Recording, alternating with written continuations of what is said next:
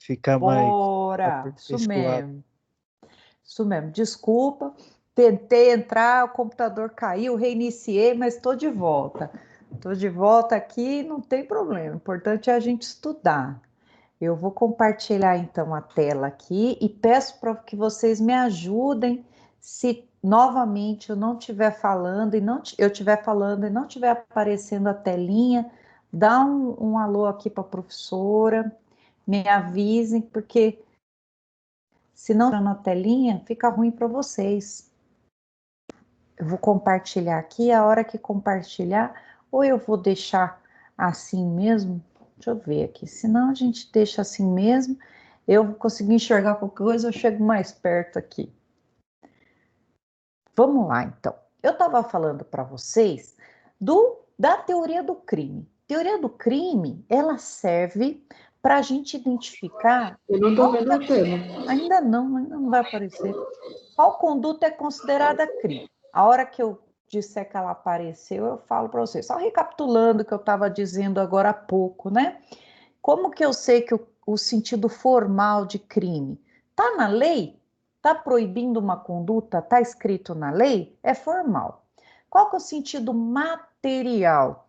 Está ferindo algum bem jurídico protegido? Então é crime. Mas o sentido analítico, e é esse sentido analítico que nós vamos observar, vai ser o seguinte: crime, ele é separado em três formas diferentes, três requisitos. Crime é fato típico, crime é ilicitude, crime é culpabilidade. Eu somo esses três requisitos. Vamos ver se agora vocês vão conseguir enxergar meu slide. Eu ainda coloquei uma transiçãozinha. Vou voltar aqui. Agora vocês estão conseguindo ver? É um banco, professor? É Sim. um banco! Eu tô, professora. Estão vendo? Eu não vou mais colocar tela grande. Eu vou deixar ele pequenininho aqui assim, porque é mais fácil que senão fica abrindo e aí dá uma travada. Eu só vou aumentar um pouquinho aqui, porque eu sou um pouco míope. 1000% míope. Vamos lá. Não quero área de transferência. Eu vou subir isso aqui. Sobe, treco. Vamos deixar assim, tá bom demais. Olha lá. Então, o crime, se eu for ver no sentido formal, vamos lembrar de uma forma? Tudo que tem dentro da forma é crime. Qual que é a forma? A forma é o Código Penal.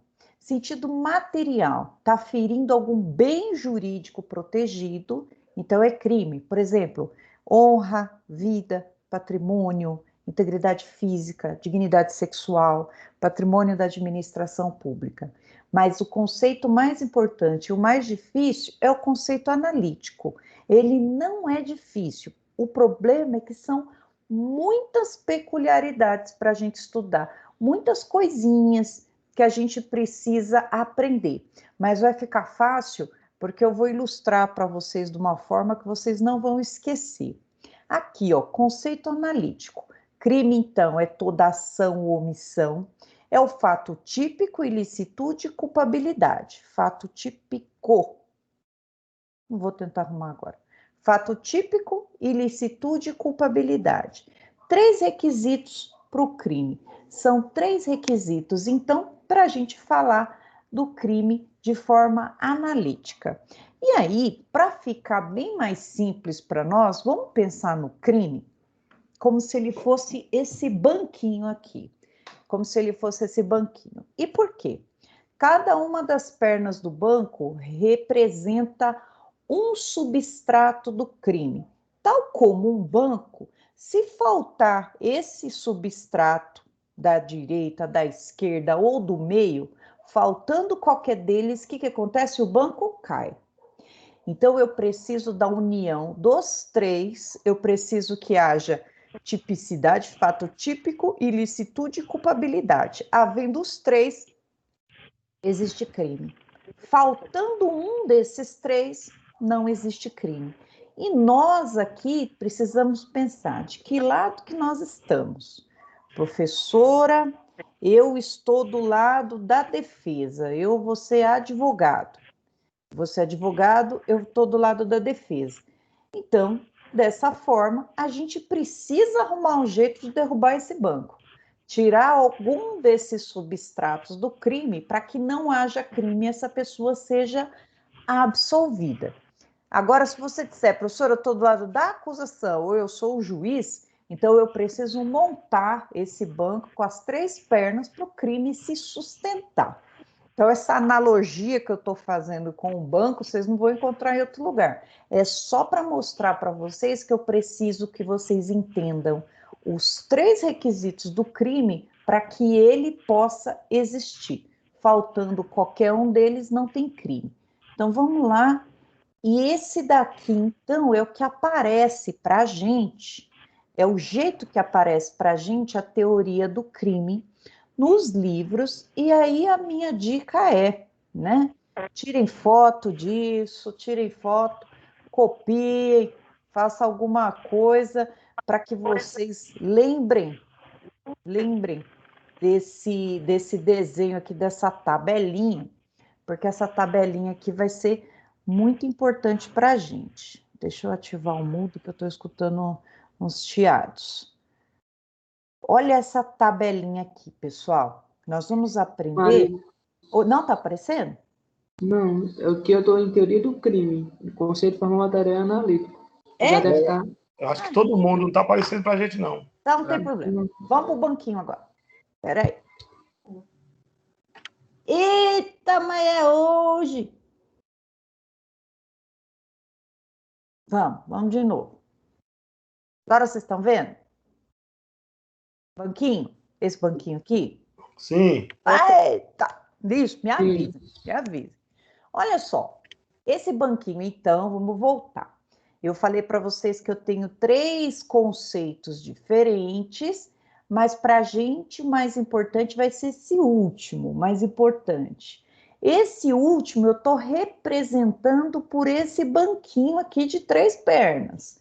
Eu preciso saber o que é fato típico, ilicitude, culpabilidade. Ótimo. Eu estando do lado da defesa, eu preciso derrubar qualquer parte desse banco aqui para que não exista crime. Não existindo crime, nós vamos dizer que o fato é atípico e ele vai ser absolvido. Então, não tem crime, não tem punição, vai ser absolvido. Porém, se eu estou do lado da acusação, Ministério Público, ou eu estou juíza decidindo aqui, eu preciso ter esses 3 pés do banco em pé, porque senão eu não posso condenar. Se eu verificar que não existe aqui essa base dos 3 requisitos, automaticamente não tem crime e essa pessoa vai ser absolvida. Então, olha só, como que isso é representado? Como que isso daqui é representado fazendo uma análise global da teoria do crime? Divido em 3, então. Eu tenho fato típico, ilicitude e culpabilidade. Essa tabelinha que eu estava falando aqui, vocês não estavam enxergando, que eu falei, tirem foto, printem a tela, peguem aí, coloca numa cartolina, coloca na geladeira, para a gente poder lembrar. E por quê? Porque se vocês forem fazer segunda fase de OAB, lá no 9º semestre, quando vocês já podem começar a fazer OAB, vai cair essa tabela para vocês e vai cair de que forma? Vai contar um caso prático para vocês, né? E vai dizer, olha aqui um exemplo. João estava andando na rua, eis que encontra um desafeto que imediatamente sacou uma arma do bolso. João é um exímio lutador de taekwondo. E João, verificando aquela situação, desfere um golpe certeiro e joga a arma do cara lá do outro lado. Esse golpe foi tão certeiro que ele, quebrou a mão do desafeto. Nisso chegou a polícia e prendeu. Aí ele foi solto na audiência de custódia, o desafeto que estava com a arma na mão, e aí agora ele está processando o João pelo crime de lesão corporal de natureza grave, eis que, diante da situação, ele ficou com o braço engessado 1 mês, não podendo exercer as funções típicas dele. Aí a gente vai pôr isso na teoria do crime. Aí vai falar assim, peraí, o João deu um chute na mão do outro e quebrou a mão do outro. Sim. Teve conduta? Sim, houve um chute, né? O chute foi a conduta. Maravilha. Essa conduta teve um resultado? Sim, o resultado, eu estou analisando o fato típico. O resultado foi que o braço do desafeto dele quebrou. E o nexo causal? O que significa nexo causal? Da conduta gerou o resultado? A resposta é sim, já que foi o chute que quebrou a mão do rapaz. Até aqui tá tudo bem, nós vamos analisar um por um. E essa conduta de lesionar uma pessoa, causando um ferimento à integridade física dela, é típico? Tem tipicidade? Significa, está escrito como proibido no Código Penal? E a resposta é sim. Sim, está. Onde? Lá no artigo 129, se eu não me engano, vai estar no inciso 2º, lá, o parágrafo 2º, lesão corporal de natureza grave, ela acontece quando a pessoa não consegue exercer o trabalho dela por 1 mês, né? O desafeto ficou lá 1 mês. Então, ó, primeiro banquinho está em pé, primeiro banquinho não, primeiro pé do banco está em pé. Vamos pular o 2º banco para ficar mais emocionante, vamos para o 3º banco aqui, né? Porque a resposta vai estar no 2. Teve imputabilidade? O que significa isso? O João, que deu o chute na mão do desafeto, ele é imputável? Ou seja, ele é maior de 18 anos e tem consciência do que ele estava fazendo? A resposta é sim. Ele tem potencial consciência que aquilo é ilícito? Sim. Dava para exigir outra conduta dele? Aí aqui já vai ferrar, né? Porque não dava. Vamos ver, vamos voltar um banco aqui, porque aqui já está quase caindo o banco, quase caindo. Vamos aqui. Se o fato é típico, presume-se que ele também é ilícito, ou seja, ele é contra a lei. Se ele é típico, presume ilícito, mas só vai deixar de ser ilícito se tiver algumas das excludentes de ilicitude. E quais são as excludentes de ilicitude que tornam essa conduta lícita, já que ela exclui a licitude? Estamos aqui falando das excludentes: estado de necessidade, legítima defesa, estrito cumprimento do dever legal e exercício regular de direito. Quem já está ligado aqui no movimento que aconteceu, já pode falar assim, professora, como o desafeto veio agredir ele injustamente com uma arma e ele se defendeu, ele estava numa situação de legítima defesa. Todo mundo concorda? Ele estava na legítima defesa. Então, o fato dele ter quebrado a mão daquela outra pessoa é fato típico? Sim. Mas é ilícito? Não, porque ele agiu acobertado por uma legítima defesa. Então, qualquer resposta lá na prova da OAB, né, que não é crime, porque ele agiu em legítima defesa, que vai excluir a ilicitude do crime e, portanto, exclui o crime.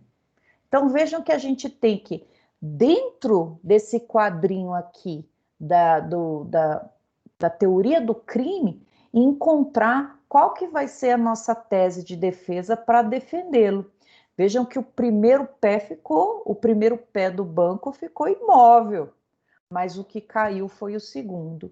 Então, aquela lesão que João fez no seu desafeto está acobertada pela legítima defesa. Ele cometeu algum crime, sim ou não?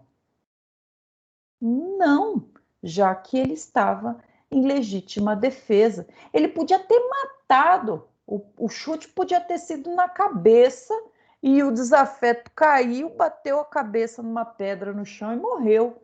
É crime? Não, já que aquela situação de perigo atual ou iminente vai estar aqui, acobertando aqui pela legítima defesa. Mas vejam, ele tem que estar numa situação de injusta agressão, atual ou iminente. Nós vamos aprender, então, quais são os requisitos de cada uma das excludentes de ilicitude. Mas a OAB vai perguntar assim, vai descrever um caso e vai querer que você encontre dentro da teoria do crime qual que é a circunstância que faz deixar de ser crime.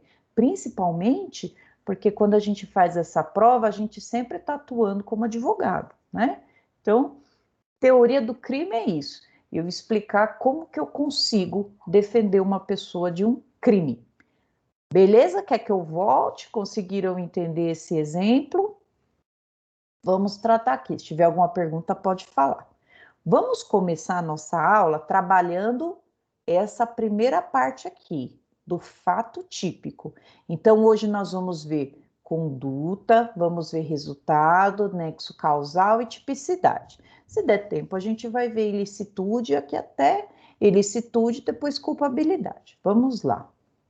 Vamos ver, então, esses três elementos, os quatro, desculpa, não sei contar, né? Os quatro elementos do estudo do fato típico. Primeiro elemento, o que é conduta?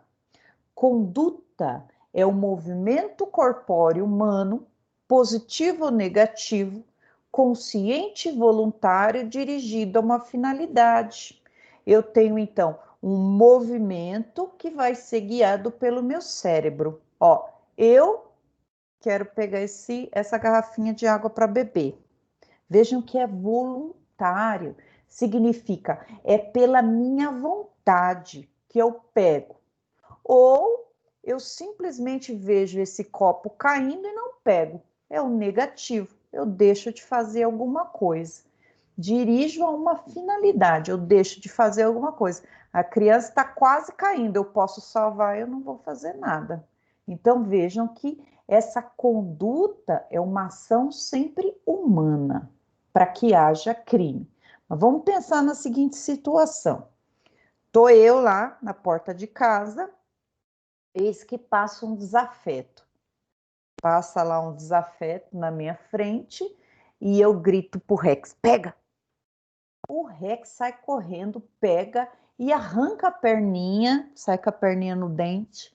Com qual camisa o desafeto tá? Tava com a camisa, eu não posso falar porque me repreenderam, o aluninho que fica chateado, mas a camisa era preta, tinha umas listras brancas e um relógio velho, sabe aqueles relógios bem velho assim, que parece um do negócio Vasco. esquisito? É do Vasco. E não tinha nenhuma estrela em cima, ele colou.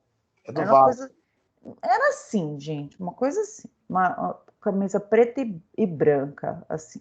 Vascaíno. Ele tinha dois dentes só, ele só tinha atacante só. Quando ele ria, ele tinha que rir assim, porque não tinha. Mas tudo bem, cada um com seus problemas. Então, esse meu desafeto que estava passando na rua, eu gritei pro meu cachorro pegar ele. E aí, gente, nesse caso, hein? Posso dizer que teve uma conduta? Foi um movimento corpóreo humano? Olha só a pegadinha master aqui. O movimento corpóreo não foi humano, foi o cachorro que fez. Só que tanto faz, né? Eu usar um cachorro como arma ou eu usar, né, um machado como arma. Aqui, de qualquer maneira, o cachorro obedeceu o meu comando. O cachorro obedeceu o meu comando, né? Imaginem que nesse caso houve conduta porque eu pedi para o cachorro fazer isso. Vai lá, Rex, vai lá. Treinei o Rex para fazer isso. Diferente se fosse, por exemplo, um cachorro que eu tenho bravo, está lá na minha casa, escapou e já sabe, né? Quando ele encontra esses indivíduos, ele pula e quer matar. Mas aí eu não estava em casa, ele escapou e fez isso. Eu posso responder, né? Eu posso responder por um outro tipo de crime, né? Posso uma conduta culposa. Mas não esse caso de eu sair brigando aí mandando atacar. Então, preste atenção que se eu uso um animal como um instrumento para o meu ataque, é conduta do mesmo jeito. Alguém quer perguntar alguma coisa? Fica à vontade. Essa questão aí, professora, que a senhorita deu o exemplo de alguém pular e o cachorro atacar, no caso. Mesmo se tiver uma plaquinha, pode responder? Pode. Porque você é Mesmo com responsável aviso? pela guarda do seu animal, né? Você é responsável pela guarda do seu animal. Você responde na esfera civil, pelo menos os danos que causaram no seu animal. Mas é uma invasão, não é? De Não, a propriedade pessoa está privada? passando na rua. Ah, tá. Eu pensei que era Aí o pulando o cachorro muro. escapa. Agora, Ah, se tá. você tiver, por exemplo, dentro do seu terreno cercado, né? E aí tá lá uma placa dizendo: cuidado, cachorro bravo. Ou você tem uma cerca elétrica, cuidado, cerca elétrica. Aí a pessoa vai pular e ela se machuca com o cachorro, com a cerca, aquilo ali a gente vai dizer que que ali é uma legítima defesa pré-ordenada. Tá ali, mas tá avisando, não pula aqui. Aí tudo bem. Agora, o fato do cachorro da sua casa escapar e sair correndo atrás de alguém, você responde por isso. Inclusive, Então é por isso que é melhor gato, né? Ah, é. Apesar que hoje eu tô brigada com a Melissa, que ela me mordeu, eu dei um tapa na bunda dela, ela tá debaixo do sofá desde a tarde, mas eu não bati forte, que eu não bato forte, mas é que foi o reflexo, né? Tomei uma mordida. Pode falar. inclusive, é uma lei que os animais, tipo pitbull, alguns cachorros que oferecem muito perigo, eles têm que sair de focinheira e tem que ser maior de idade. Isso. Perigoso, né, gente? Perigoso um bicho desse atacar a gente, né? Esse dia aqui, meu vizinho escapou um pitbull e catou um felino, um gato, Ai, não me conta, que eu posso. acabou Meu matando Deus. o gato. Aqui no meu prédio foi um cachorrão dentro do elevador, entrou o cachorrinho, ele. Ave Maria, Eu gente, fiquei é tão terrível. bravo, mas tão bravo, que se viesse falar comigo naquela hora, acho que eu batia. E eu fui Meu lá, peguei Deus. o gato, que já estava morrendo, né? Aí acabei de eliminar ele, porque ele estava sofrendo, né? Ai, não me conta, E não. aí Vamos. eliminei ele, eu só apertei um pouquinho a traqueia dele e enterrei o gato, que nem era meu, né? E Triste. a dona do gato pegou o pitbull e saiu correndo. Aí eu fui até a casa e falei, olha, da próxima vez eu vou entrar com processo, porque se fosse um dos meus animais, que eu tenho 8 cachorros, se fosse um dos meus animais tivesse entrado ou pego e machucado meus animais, a coisa ia ser diferente. Você tem que tomar muito cuidado com esses animais. Esses animais vai abrir o portão, tem que tomar muito cuidado, porque se fosse uma criança, É, exatamente, pode dar. Mas aqui, gente, voltando para o foco, aqui, o exemplo é no seguinte sentido, né? É claro que as pessoas, eles respondem sim por danos se eles não adequarem direito o seu animal dentro de casa, né? Sim, responde. Até se pegar um outro bichinho. Mas nesse caso aqui que eu estou falando para vocês da conduta, significa é uma ação humana. Só que essa ação humana, eu posso usar um animal também para atiçar em cima da pessoa. Quando que acontece aqui nessa situação de excluir a conduta? Excluindo a conduta, vamos voltar aqui no slide. Se exclui a conduta, exclui o fato típico, que por consequência exclui o crime.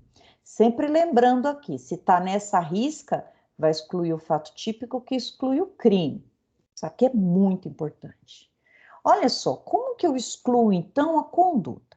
Aqui nós vamos ter dois exemplos que sempre caem na OAB e são clássicos, né? Ó, força física irresistível. Alguém te usando de marionete, né? Pega a sua mão, mais forte que você, né? Pega a sua mão e atira em outra pessoa. Vejam que o que veio não foi um comando cerebral para você atirar, foi alguém que atirou por você. Alguém atirando por você não tem conduta.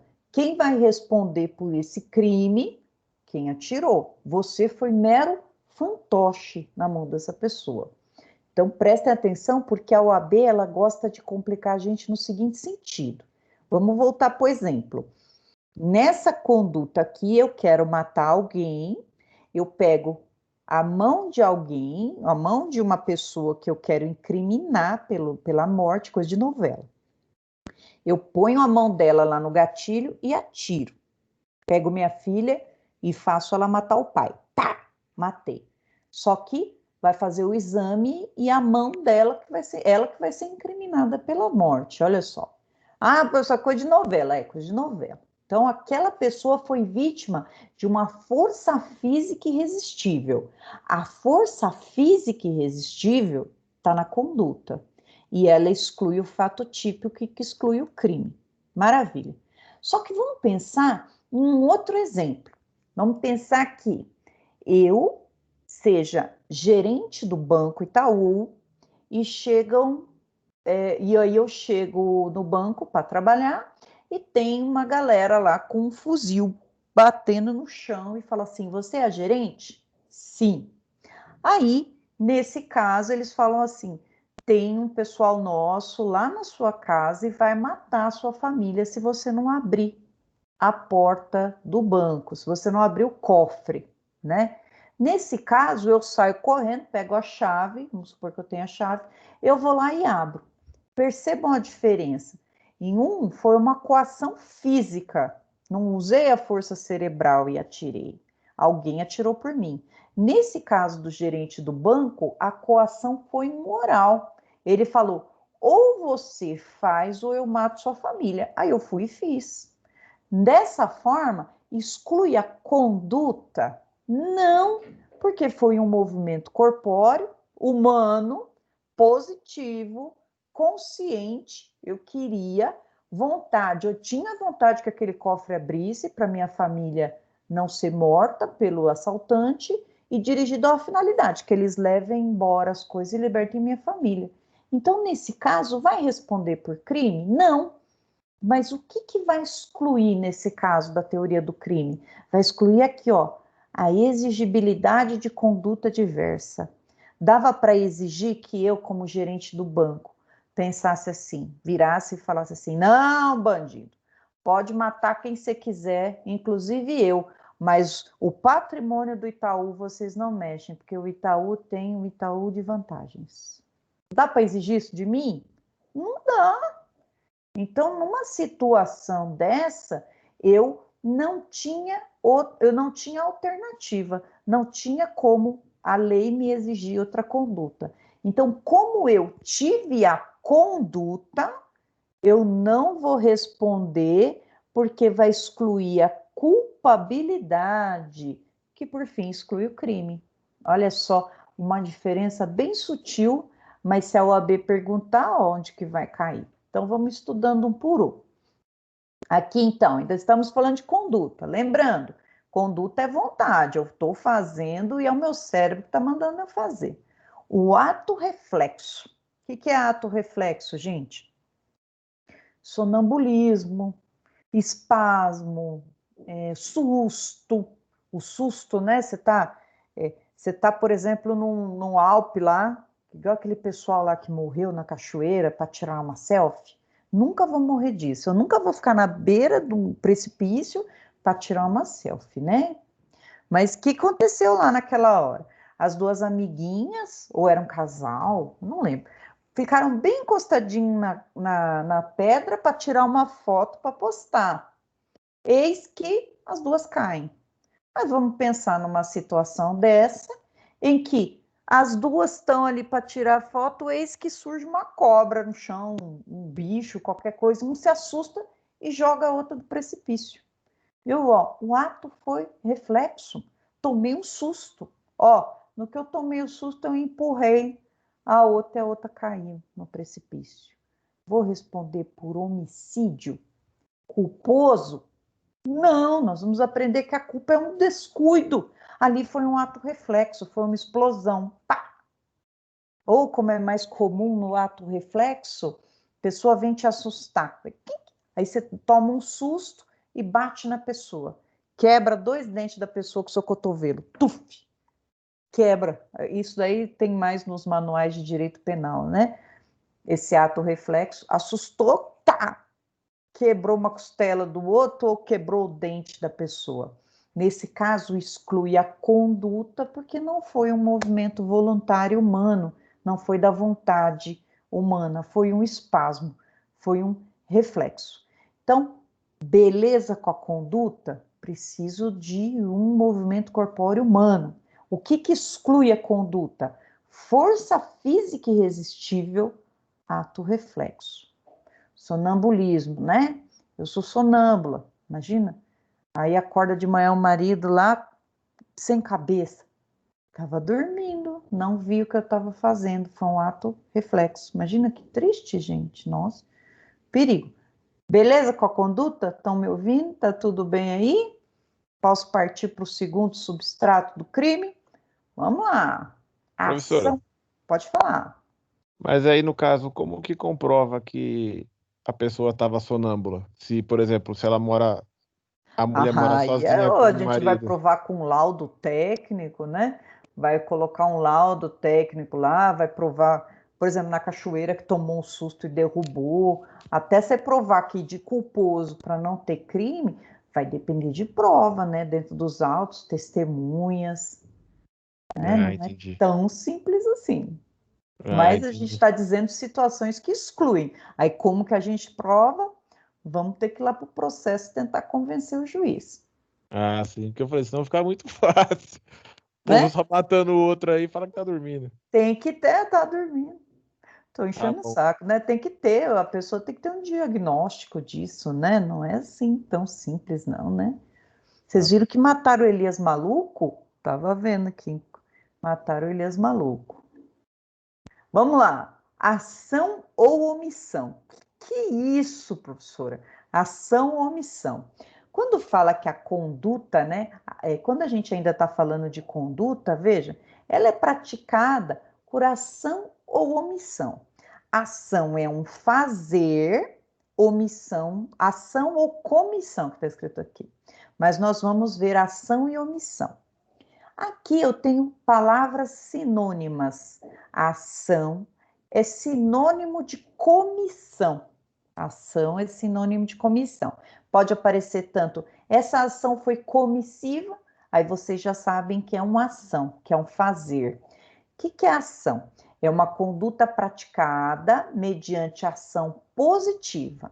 O sujeito viola uma norma positiva. O sujeito viola uma norma positiva. Ele faz alguma coisa. Esse aqui é a omissão.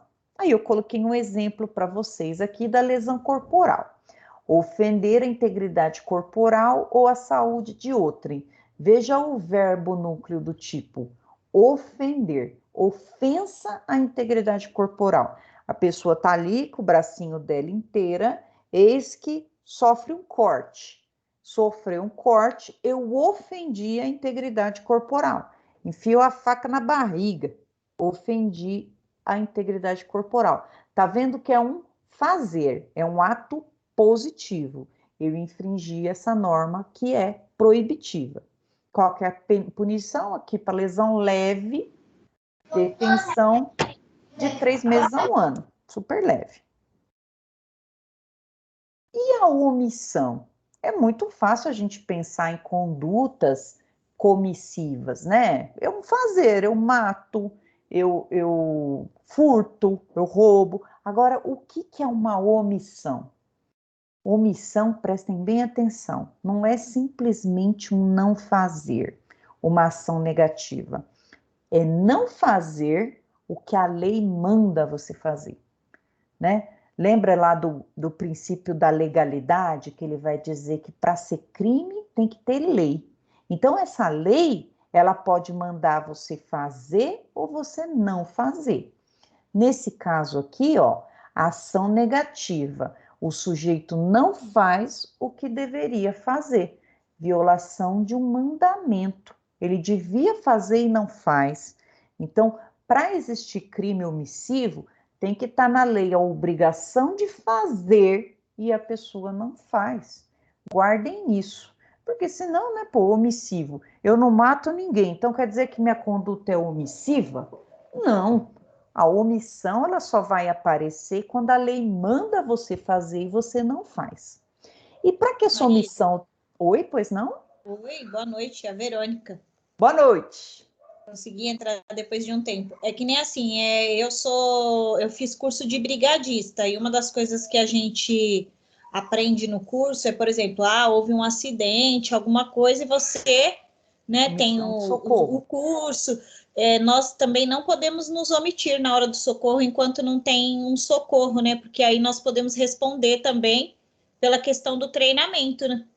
Entra aí na omissão também? Qualquer um, Verônica, podendo agir, precisa agir, tendo condições de agir. Não precisa nem ir lá dar os primeiros socorros, né? Se você não tem preparo para isso. Mas você, por exemplo, pode acionar o resgate, chamar alguém para ajudar ali. Está mandando fazer e não faz. Vamos ver os exemplos aqui que a lei traz para a gente. Olha só, interessante. Para que a omissão tenha relevância, né, a ação deve ser possível no caso concreto. Já que muitas vezes aparece um tipo de questionamento assim para nós, né? Olha, eu atropelei a pessoa, né? O cliente chega para a gente e fala assim, doutor, eu atropelei a criança e fugi, porque já estava a comunidade inteira ali para querer me linchar. Então, a única coisa que eu podia fazer era fugir, né? Pode acontecer isso. Então, ele vai ser punido por omitir, pela omissão, se era possível ele fazer alguma coisa e ele não fez. Aí sim, tá? Então, guardem essa omissão aqui. Para ser punido, ele tinha que fazer alguma coisa desde que tenha possibilidade de fazer. Ele não vai arriscar a vida dele ali. Também tem que ser provado, né, gente? Não é tão fácil assim. Para baixo aqui não tá indo. Tô até com trauma aqui de mexer no, né? E aí, para o negócio ficar mais difícil, que tá muito fácil, nós temos dois tipos de omissões. Nós temos as omissões próprias ou puras e as omissões impróprias ou impuras. Já não tem classificação, aí vai ramificando mais ainda. Omissivos próprios ou omissivos puros significa qualquer um pode responder pelo crime, né? É um dever geral de agir. Não interessa o que vem acontecer depois. Se você está enquadrado naquela lei, você pode responder pelo crime omissivo. Aí eu coloquei um exemplo aqui, para sair do omissão de socorro, que eu falo sempre, eu coloquei o artigo 269 aqui, porque ele vai mostrar um tipo de omissão que a lei manda fazer, ó. Deixar. O verbo núcleo do tipo já está mostrando um tipo omissivo. Eu deixei de fazer alguma coisa. Deixar o médico de denunciar à autoridade pública doença cuja notificação é compulsória. Detenção de 6 meses a 2 anos e multa.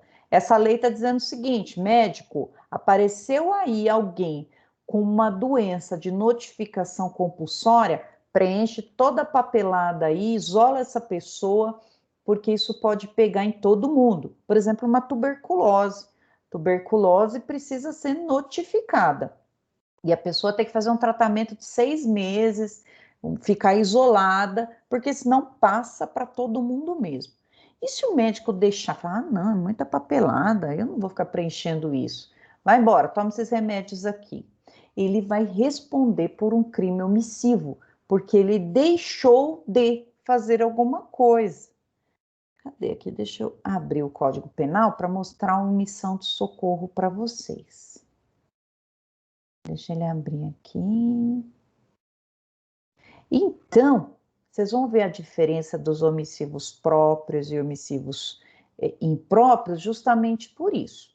Porque nos homicídios próprios, qualquer um pode cometer esses crimes aqui. Nesse caso, esse crime do 269, desde que você seja um profissional da saúde que tenha a competência para notificação, você deixou de fazer o que a lei mandou você fazer, comete crime.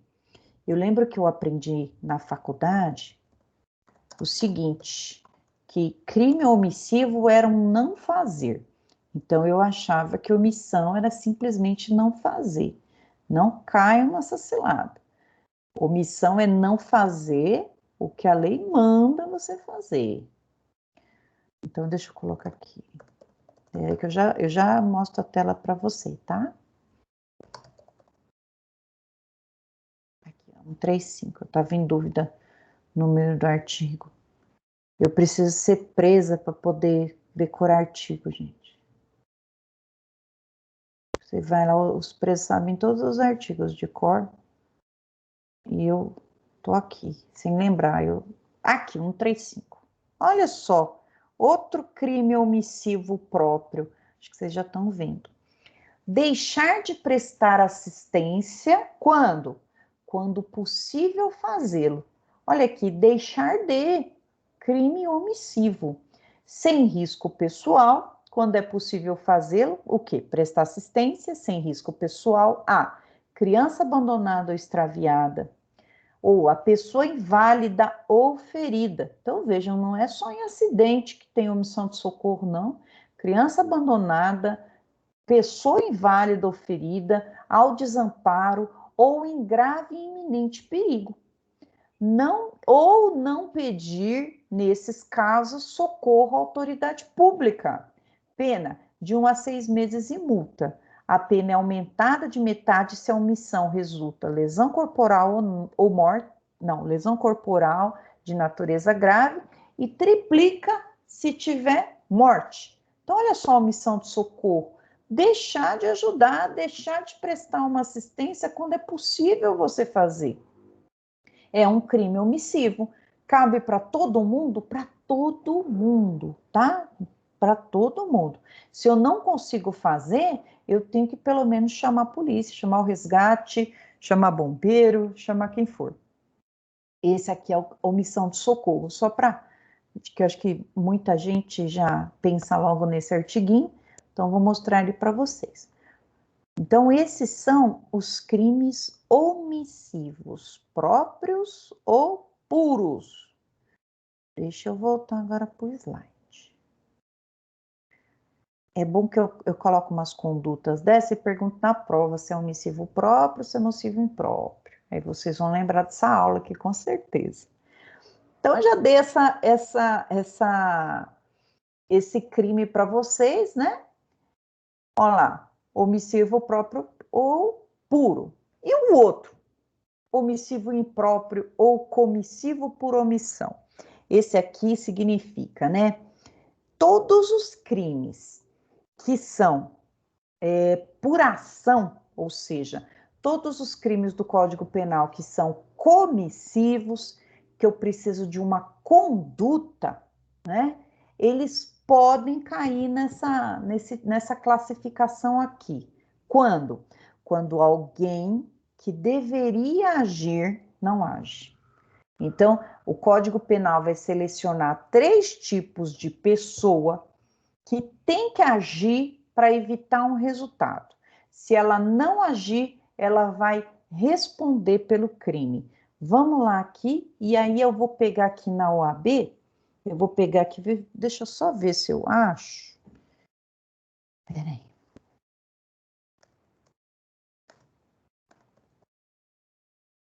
Eu gosto de, depois de explicar isso, aqui, achei. Eu gosto de explicar isso para vocês e mostrar a questão da OAB para ver se vocês conseguem identificar. Então, vamos lá. Primeiro que eu já localizei a questão, eu vou colocar a questão aqui para vocês já. Mas primeiro eu vou explicar para vocês. O que são omissivos impróprios ou comissivos por omissão? São os crimes comissivos que podem ser praticados por omissão. Quando o agente tinha o dever de impedir o resultado e não faz nada. Nesse tipo de crime, o resultado é importante para configurar o crime.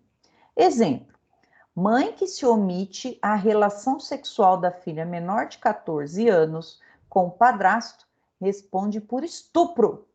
de vulnerável na modalidade omissiva. Artigo 213, cumulado com artigo 17A, desculpa, cumulada com o artigo 13, parágrafo 2º do Código Penal. Olha só, a mãe tem o dever geral de agir, assim como o pai. Então, se eles virem uma situação dessa e não fizerem nada, se eles forem coniventes, eles estão praticando esse crime por omissão. Mas por quê? Porque existe uma norma que vai dizer isso. Qual é essa norma? Ela vai estar no artigo 13, parágrafo 2º. Vai estar dizendo mais ou menos assim: todos os crimes do Código, se essas pessoas aqui, tem essas pessoas, esses 3 tipos de pessoa, elas precisam... Deixa eu mostrar no código para vocês. Não, aqui, pode ser aqui mesmo. Elas precisam... e essa parte aqui não está... Uns conceitos aqui que eu achei que tá meio esquisitinho. Peraí, deixa eu só pegar a terceira parte aqui.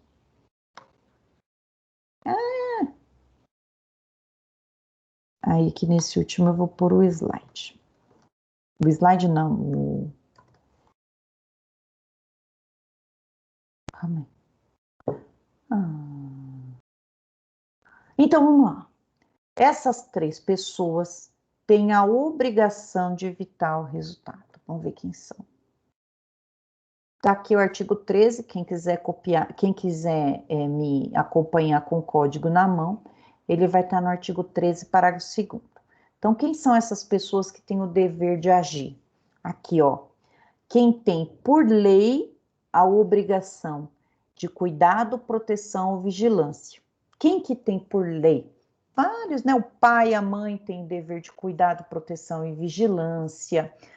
O diretor de escola não pode dispensar criança mais cedo ou com qualquer um, porque tem dever legal de proteção e vigilância. Os policiais, bombeiros, o bombeiro tá vendo lá a pessoa se afogar, não faz nada podendo fazer, ele vai responder pelo crime.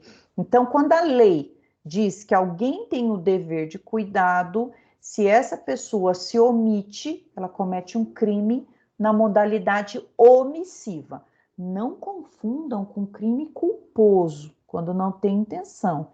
Ele não agiu para evitar o resultado, o crime é doloso, porque ele quis o resultado, já que ele não fez nada, né? Então, olha aqui, pode ser doloso, pode ser culposo, na verdade. O que eu quero dizer é, não tem a ver a omissão da pessoa com o dolo ou a culpa. Aqui a omissão é um não fazer, vai encaixar já daqui a pouco. Olha lá, quem tenha por lei a obrigação de cuidado, proteção e vigilância.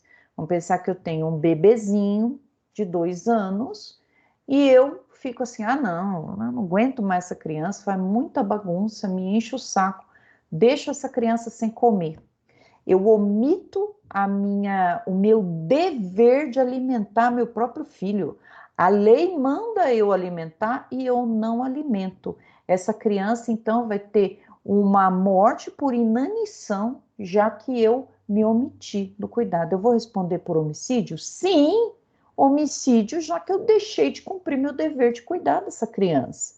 Eu larguei essa criança sozinha e sem comida, e eu tinha o dever de cuidar. Maravilha. Qual que é o outro que a lei manda, responde pelo crime se não fizer nada? Ó, aquele que de outra forma assumiu a responsabilidade de impedir o resultado. Isso aqui está errado, não é decorrente de exercício profissional, não. A lei só coloca assim: de outra forma, assumiu a responsabilidade de impedir o resultado. Que outra forma?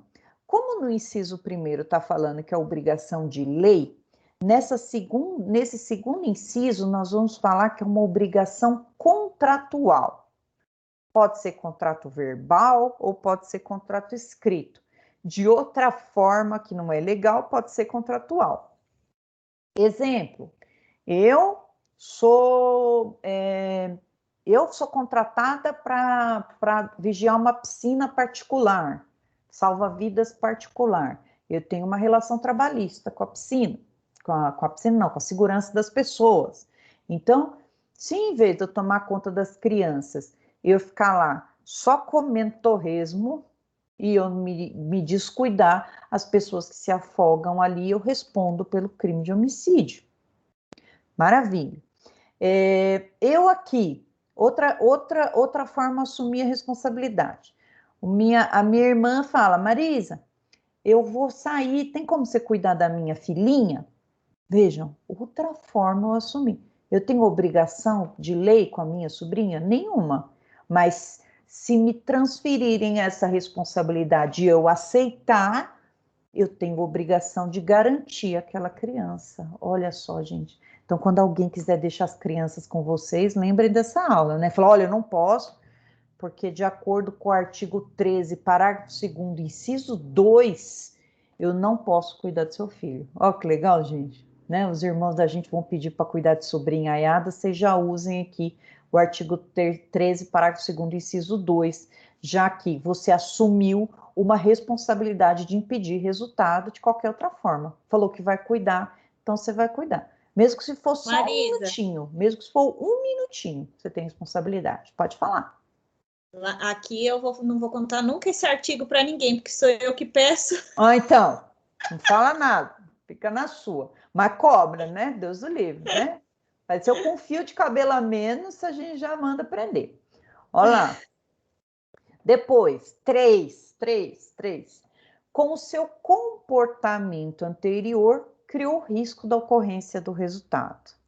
Aqui, pessoal, é quando alguém põe um outro em perigo. Colocou o outro em perigo, ele tem o dever de tirar do perigo, né? Coisas assim, que eu nunca vou morrer disso, que eu sou uma pessoa que eu gosto de terra firme. Fala assim, Marisa, vamos atravessar a nado daqui, lá no Guarapiranga, daqui até aquela ilhazinha que formou ali? Vamos! Aí eu vou, chega no meio do caminho, eu me afogo. A pessoa que falou para eu ir junto com ela precisa me salvar, senão ela vai responder por homicídio, porque ela me chamou para ir e criou a ocorrência, e criou o risco da ocorrência do resultado. Ou então, vamos brincar aqui de subir nos Alpes aqui, não sei, pode ser qualquer coisa, gente, que a pessoa invente de fazer, né? Agora tem muita brincadeira na internet, brinca de colocar a mão cheia de álcool e tocar fogo, enfim, umas brincadeiras sem pé nem cabeça. Mas aquele que se colocou para fazer isso, tem que garantir que a pessoa não sofra nada. Alguém falou alguma coisa aqui? Pode repetir, por gentileza? Não? Alguém falou alguma coisa. Mas existem algumas brincadeiras terríveis lá na internet que um vai pôr no outro. Eu falei, Marisa. Falou o quê? Não ouvi. Brincar de médico. Brincar de médico?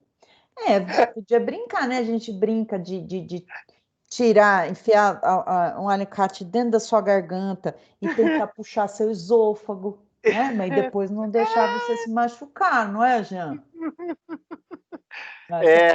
Não é? Arrancar. Não, deixa eu parar por aqui, porque eu tenho várias ideias. Essa é a posição de garantia. Oi? Eu também tenho. Eu vou arrancar suas unhas, arranca sua. Põe o palito, como que é aquilo lá? Ferpa de bambu debaixo da sua unha, enfim. Quem colocou alguém ali nessa posição de garante tem que garantir o resultado.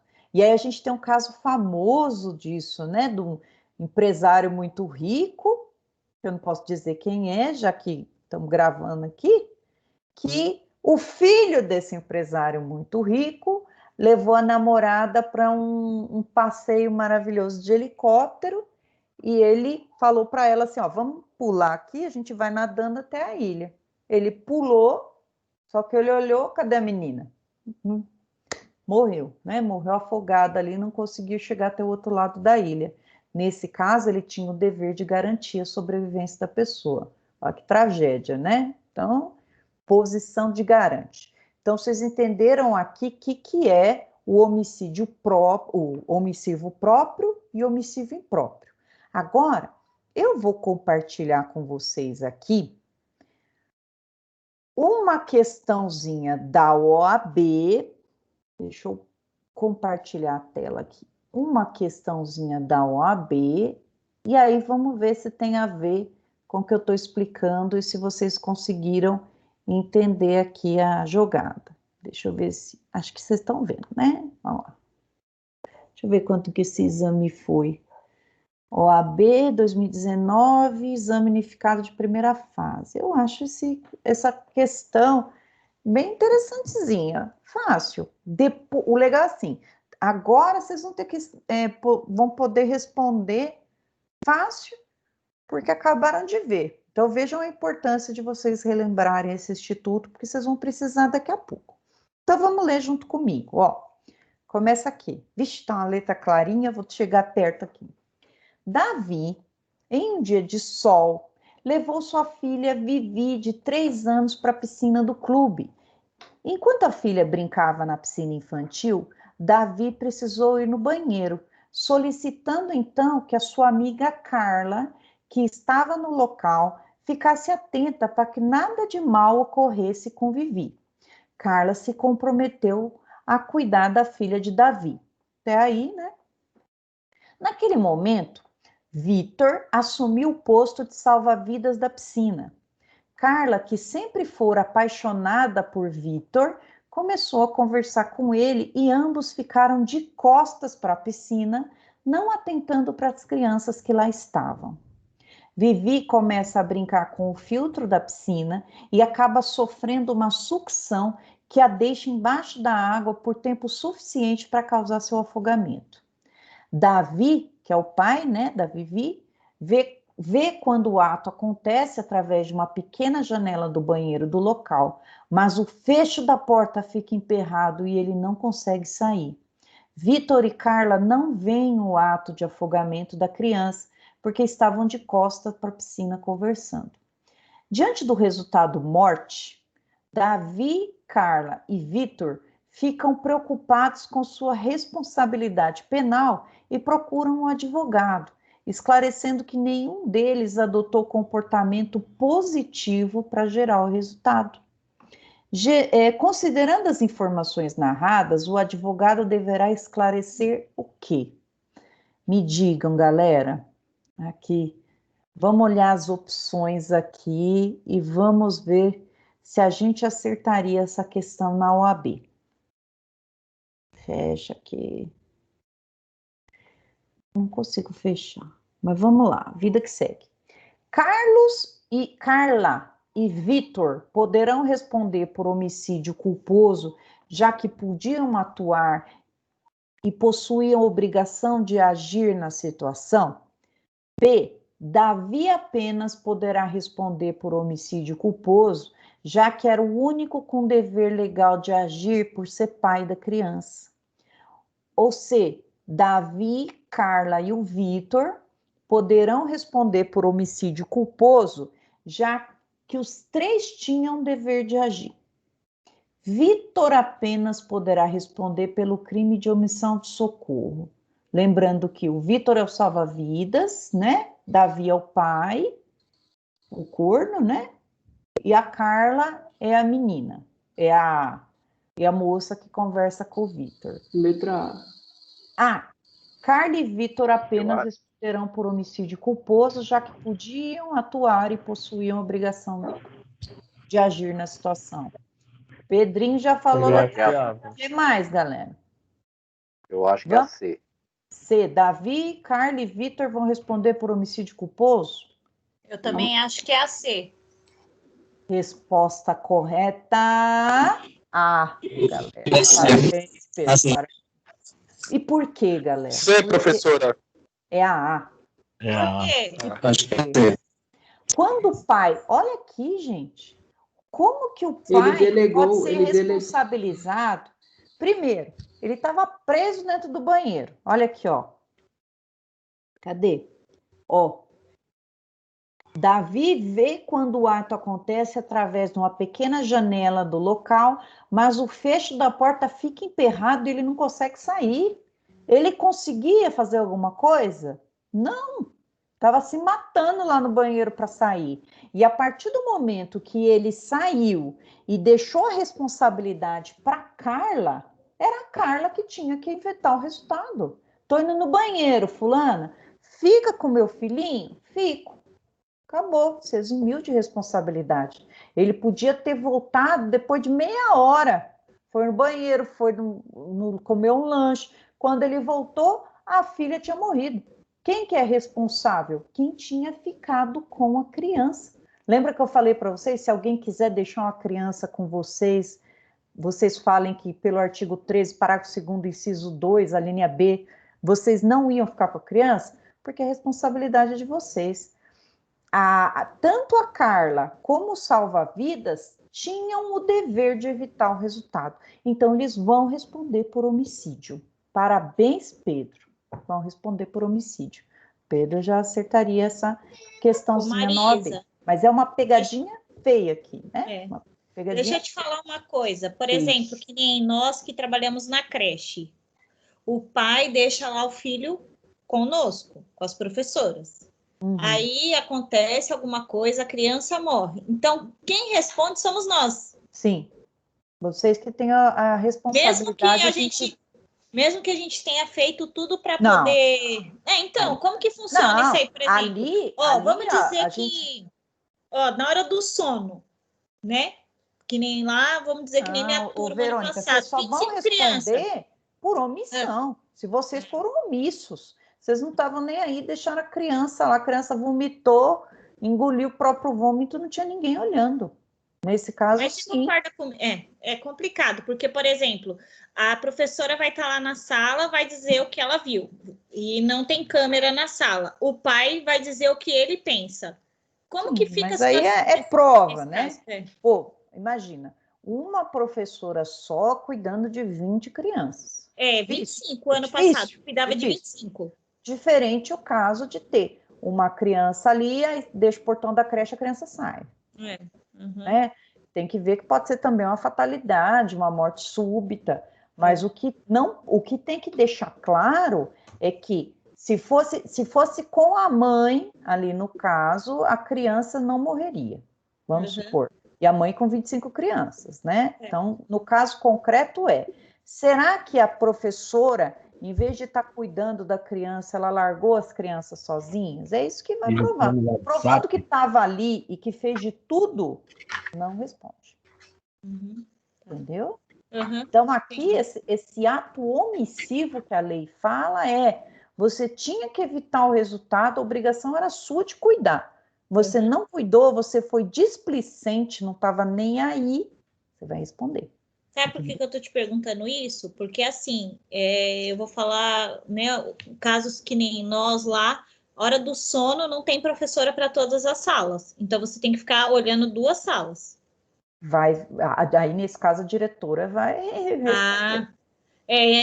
Fala assim, olha, eu, Verônica, eu estava na sala 25 e na 26. Então, eu ficava 10 minutos aqui e 10 minutos lá. Nesses 10 minutos que eu estava lá, a diretora devia ter colocado uma em cada sala. Vai ser a sua tese de defesa. Você estava fazendo tudo que você podia.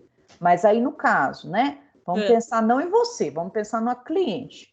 A cliente da Verônica, ela tinha 2 salas para olhar, mas ela não estava olhando nenhuma das 2. Ela estava lá na cozinha, mexendo no WhatsApp no horário do trabalho, então aconteceu isso com a criança. Aí ela vai responder por...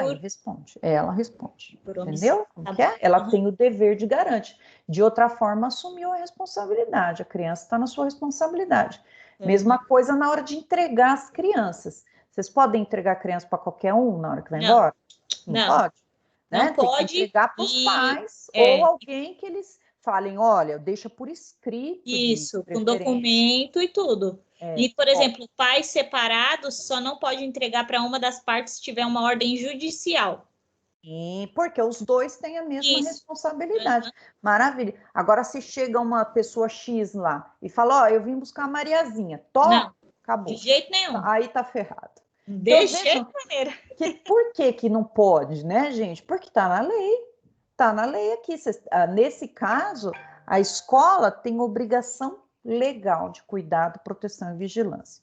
Mas se tiver, e se for um adolescente, se for um adulto, aí ele vai embora sozinho. Mas até os 12 anos incompletos, aí eles cuidam, né? Precisa cuidar. E mesmo assim, você sabe que dependendo do que acontecer da distância na escola, também a escola responde, né, pelo adolescente.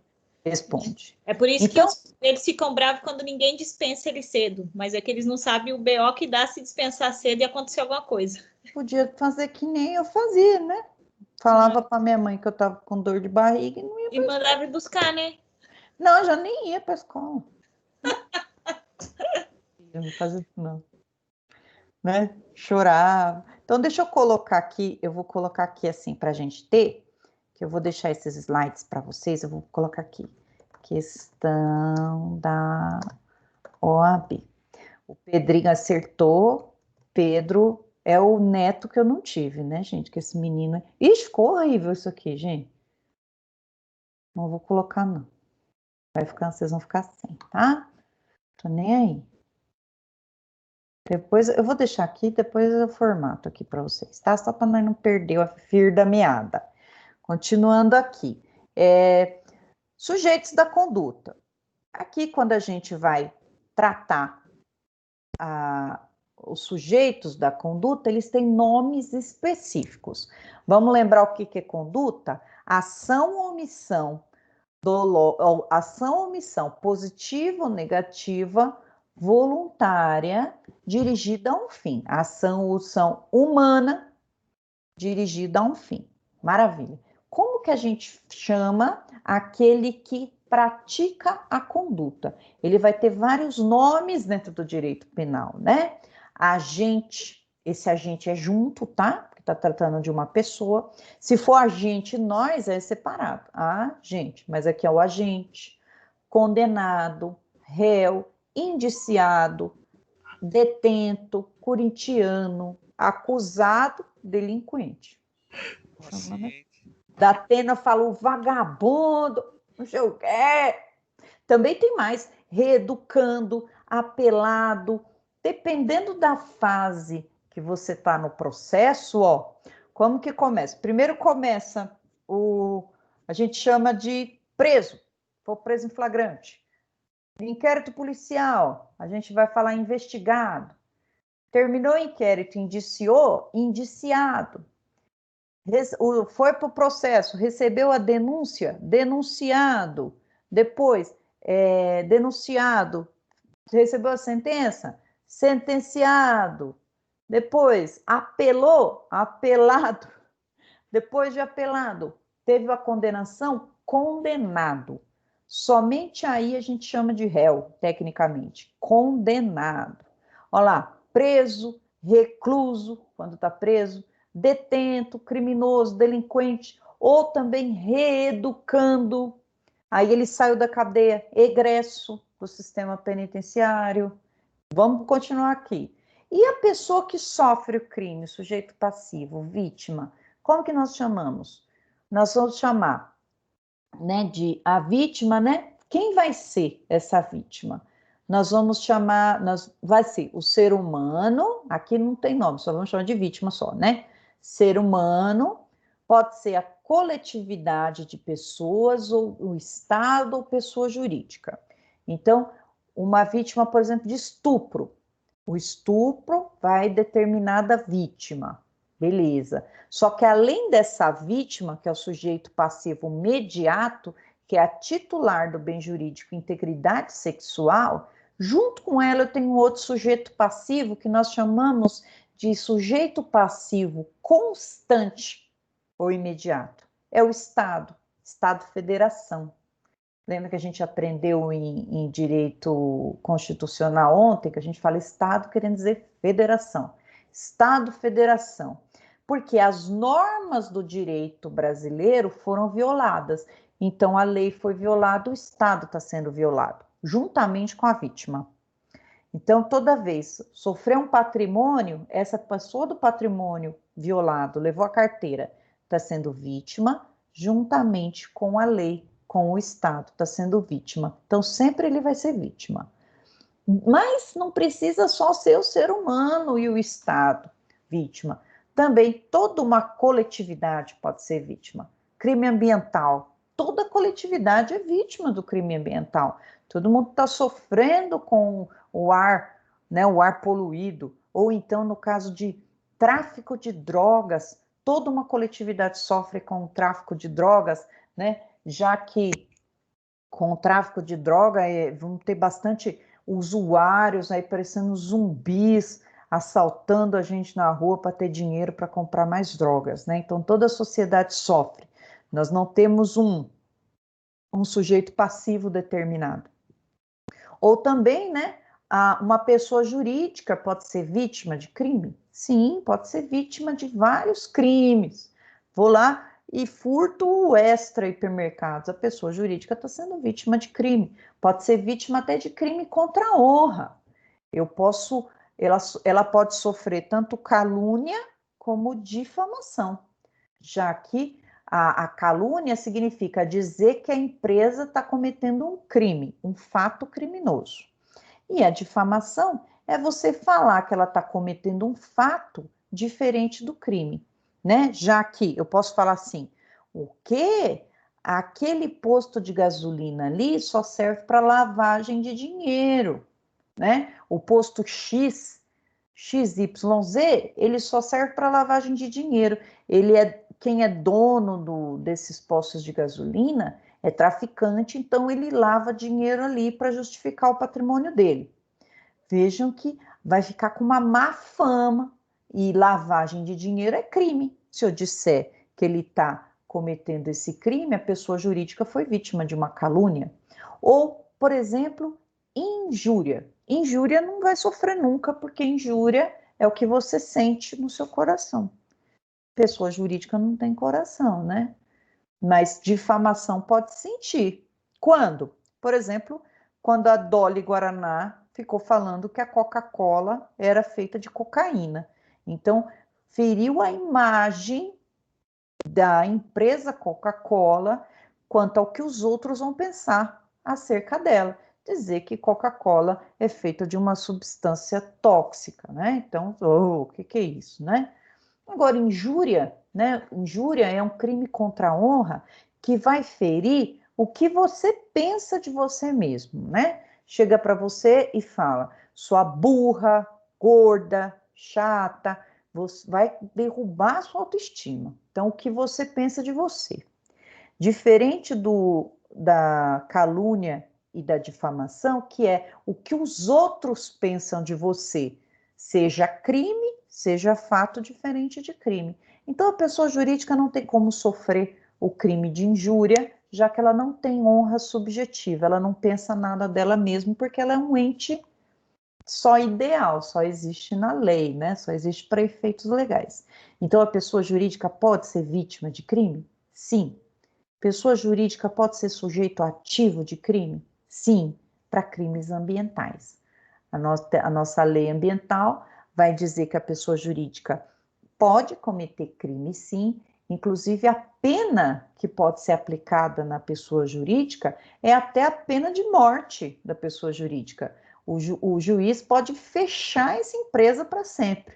Seria uma pena de morte da pessoa jurídica, não concorda? Desfaz a pessoa jurídica. Está demorando, né? Com tanto de petróleo caindo no mar, né?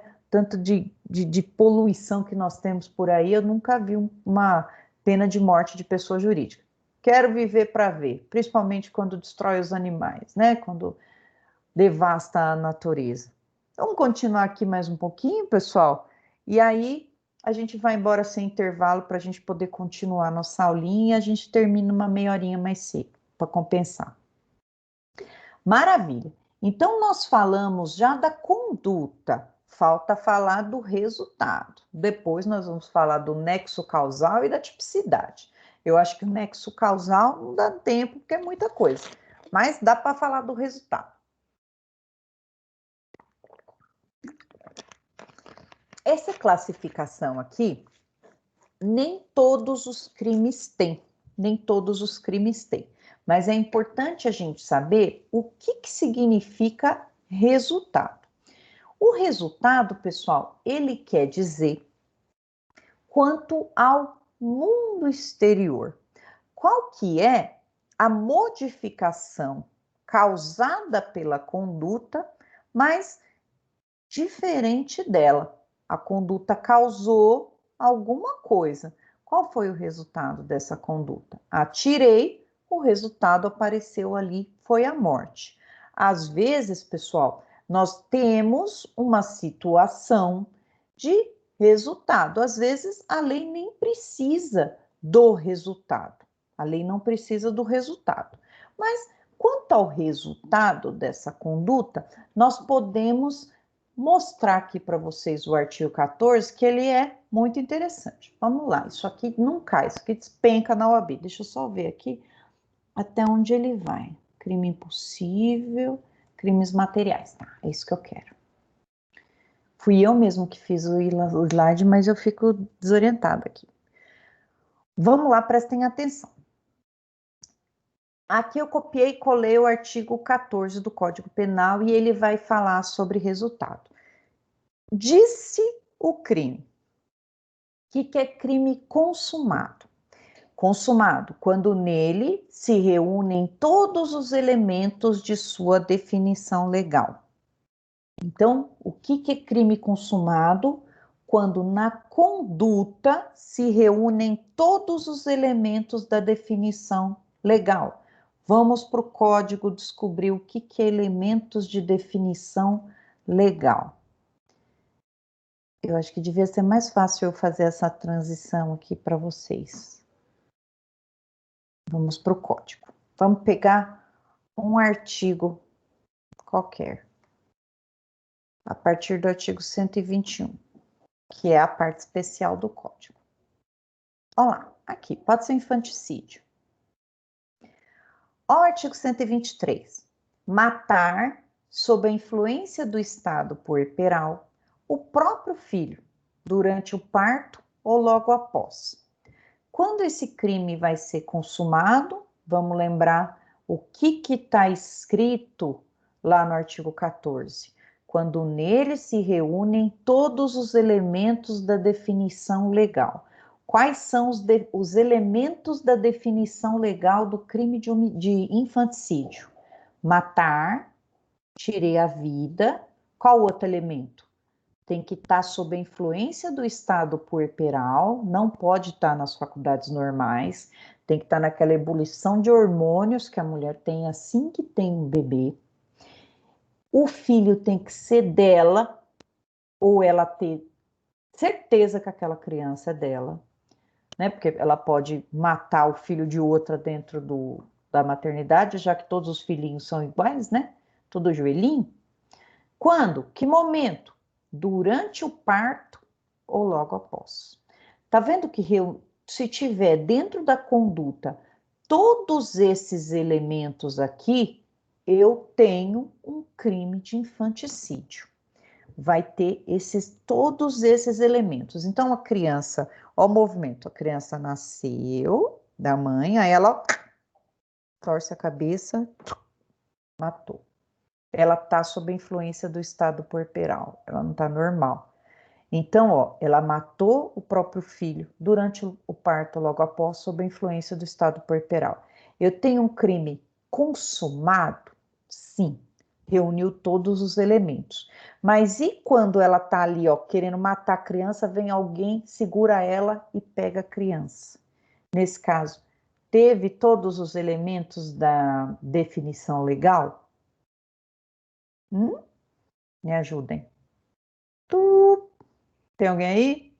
Ó, Não? parto. Não. Ó, alguém segura ela vê que ela tá matando, a criança tá gritando, segura ela, dá uma muqueta na orelha dela, ela solta a criança, alguém pega e impede dela matar. Foi consumado o crime? Não. Porque eu preciso de morte para consumar. Nesse caso aqui, eu não tive um crime consumado. O crime foi o quê? Vamos olhar aqui, então, o que aconteceu nesse caso? Olha lá, o que é próximo inciso segundo. Crime tentado. Quando? Quando o crime é tentado? Quando iniciada a execução, não se consuma por circunstâncias alheias à vontade do agente. Olha lá, a mãe estava tendo um bebê, ela pegou, na hora que a enfermeira viu que ela ia matar, a enfermeira conseguiu impedir o resultado. Olha só, ela iniciou a execução e não conseguiu matar por circunstância alheia à vontade dela. Se a enfermeira não faz nada, ela mata. Então, não se consumou por circunstância alheia. Então, guardem isso na cabeça de vocês. A tentativa sempre vai ter uma força alheia impedindo. Se a pessoa não tivesse intervindo, e o crime ia ser consumado. Chegou a polícia, largou, sai todo mundo correndo. Foi uma força alheia, né? Pode ter impedido ou pode ter assustado e a pessoa correu. Qual que vai ser a punição pelo crime tentado? Olha só. Pena. Salvo disposição em contrário, pune-se a tentativa com a pena correspondente ao crime consumado, diminuída de 1 a 2/3. Então, se lá o infanticídio, deixa eu só, eu não lembro a pena, se o infanticídio, a pena é de 2 a 6 anos de prisão, olha lá, 2/3, pegou 6 anos, diminui 2/3, ela vai cumprir 2 anos se o crime foi tentado. Então, a enfermeira impediu, beleza? Então, vamos dar um exemplo aqui, outro para vocês, para a gente ver se o crime foi, como que foi esse crime, se ele foi consumado ou não, né? Vamos pensar numa situação em que eu estou lá de volta na faculdade, todo mundo lá, chegou a vacina, todo mundo se vacinou, não tem mais pandemia, o único risco que a gente corre é de reprovar de semestre se não estudar. Ótimo. Aí, deixa eu pegar um aluninho aqui para eu matar. O Rodrigo tá aí, gente? Poxa, cadê o Rodrigo? O Jean, pronto. Olha lá o Jean, quem mandou ele aparecer? Jean, nosso amigo Jean, do 4º semestre, né? Conversando comigo, e o Jean, sempre que a gente tem aula lá presencial, é um menino que ele é super legal, ele leva meu material, a gente vai descendo, conversando e dando risada e batendo papo. Jean e eu. Aí a gente vai descendo naquela rampa lá e vamos conversando até o carro. A Jean, a Lê e Vanessa. Sempre a gente vai descendo lá e batendo papo. Bons tempos, saudades de vocês. E aí, naquele... Oi? Obrigado. Saudade. Aí, naquele dia, o Jean vem descendo a rampa comigo e falando assim: então, professora, poxa vida, né? Eu não fiz o seu trabalho, olha só, voltando para cá, eu não fiz e tal o seu trabalho, e eu só ouvindo o Jean falando. Mas tudo bem, professor, você não deixa eu fazer o trabalho depois, eu entrego para você depois? Aí eu pego e falo assim, Jean, vamos ver, e nós conversando, eu enrolando o Jean, até que a gente chega no meu carro. E ele carregando meus livros, minha bolsa, tal, eu abro o porta-mala, falo, põe aqui. Aí o Jean abaixa para pôr o livro no carro, e eu rapidamente pego a chave de roda e puf, na cabeça do Jean. Desculpa, tá, Jean? Só para dar um exemplo. O Jean cai, puf. Nisso, já tá tarde. Eu arrasto o Jean ali atrás da faculdade, que todo mundo conhece, que tem a loira do banheiro ali. Amarro o Jean de cabeça para baixo, aí ele começa a acordar. E eu tô lá amolando o facão, porque eu vou cortar o pescoço dele e vou fazer uma sangria ali. Aí o Jean fala, professora, por favor, para, professora.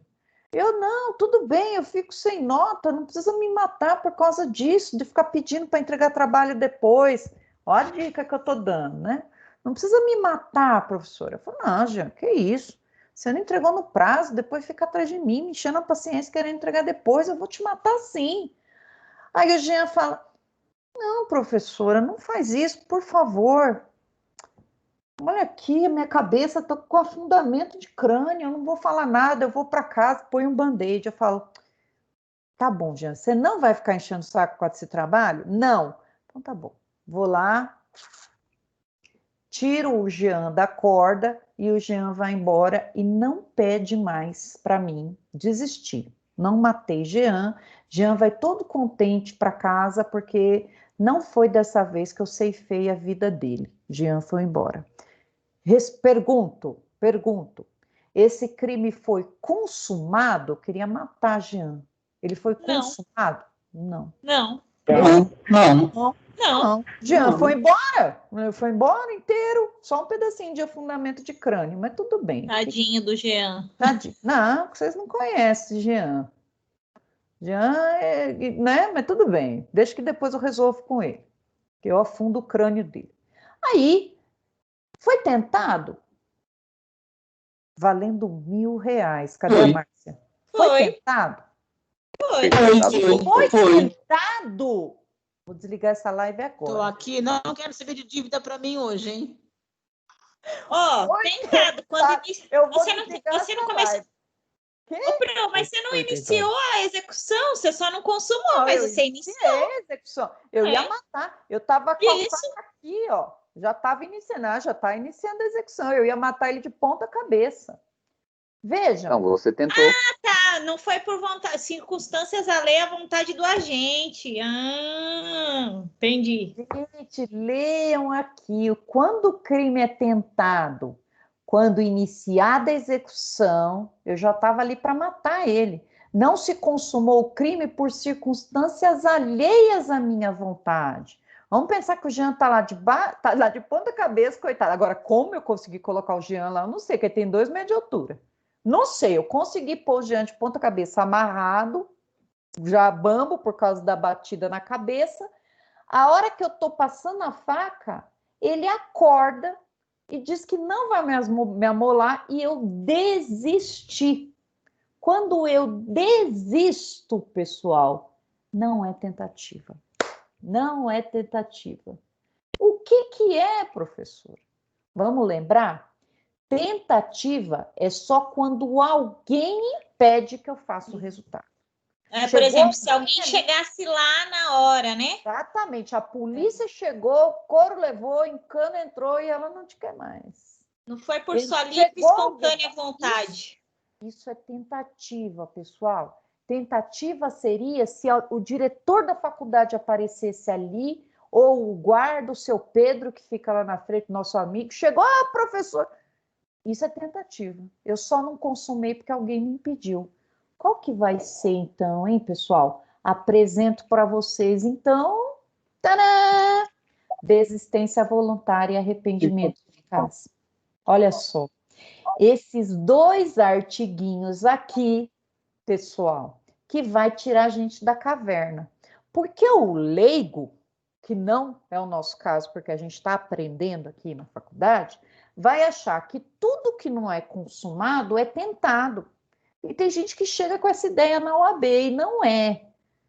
Pode ser que o autor do crime desista da empreitada. E como que vai ser a punição desse caso? Vamos lá. A gente já viu que consumado é quando todos os elementos do tipo penal aconteceram na conduta. Tentado, quando alguém de fora me impede, porque se deixasse eu terminaria. E aqui, desistência voluntária e arrependimento eficaz. Vai estar no artigo 15. Vamos juntos. O agente que, voluntariamente, por sua vontade, desiste de prosseguir na execução. É o meu caso, não é? Ele me convenceu e eu soltei ele, libertei ele. Ou, vem cá, e a gente já vai para o arrependimento eficaz. Ou, impede que o resultado se produza, o que vai acontecer com essa pessoa? Só responde pelos atos já praticados. O que significa? Nesse caso aqui, ó, que eu bati no Jean e depois eu desisti voluntariamente e soltei o Jean. Se o Jean fosse direto para a delegacia de polícia e fizesse um boletim de ocorrência, eu ia responder por tentativa de homicídio? Não. Eu ia responder pelos atos que eu já pratiquei. E qual que foi aqui, pessoal? Eu pratiquei uma lesão corporal, eu machuquei a cabeça dele ali.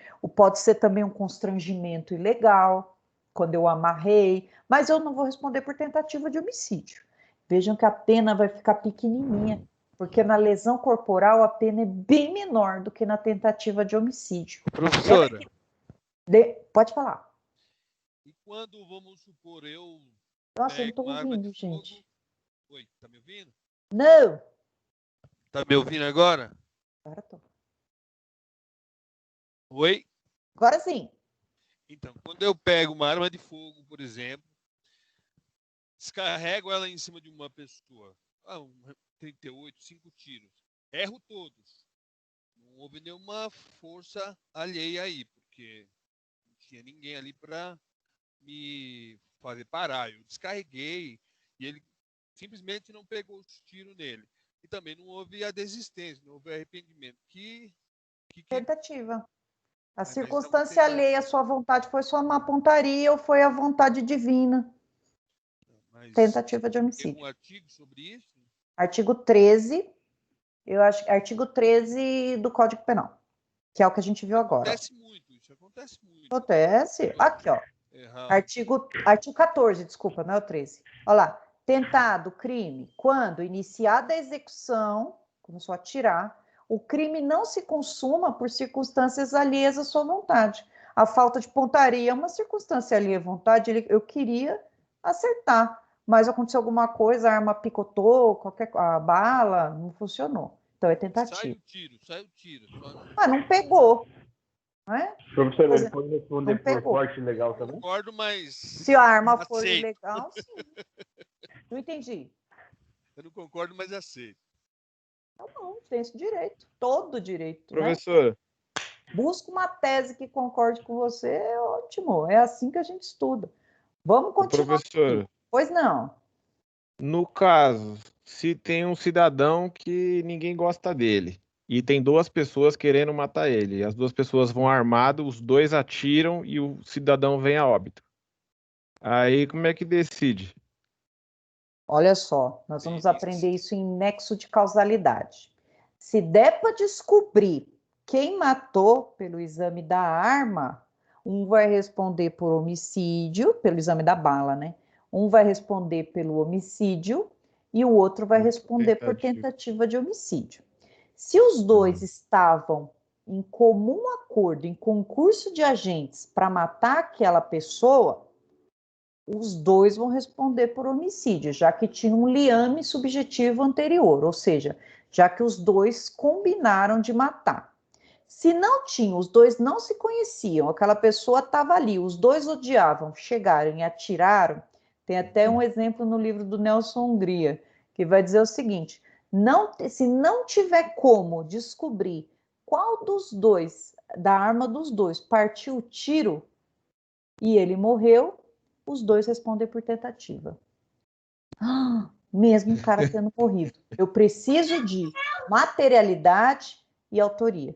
Se não tem como saber, os dois vão responder por tentativa. Lembra que o direito penal é pró-réu? Na dúvida, pró-réu.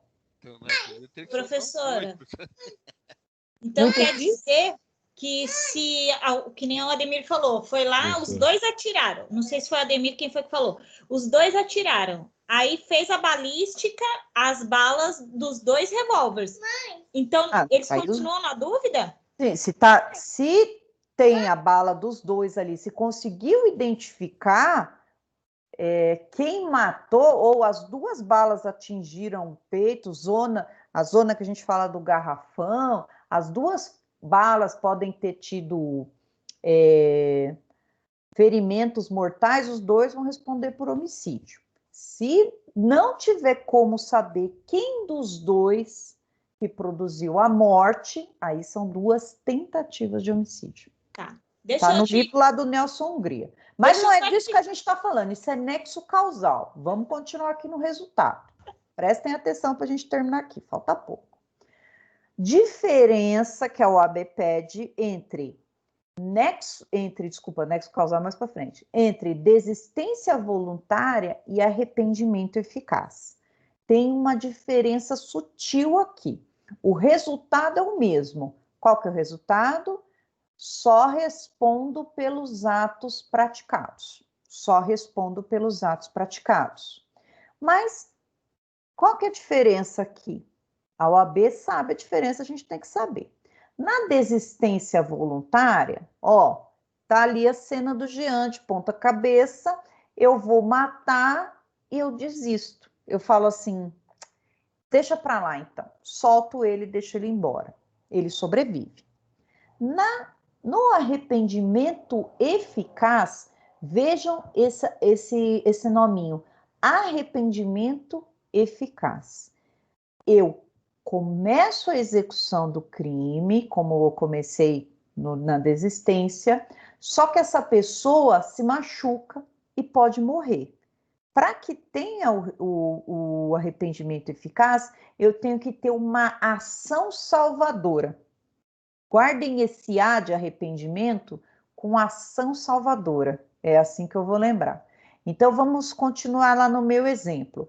Jean de ponta cabeça, passando mal lá, cambaleando, e eu começo a cortar ele. Na hora que eu começo a cortar o pescoço dele, começa a sangrar.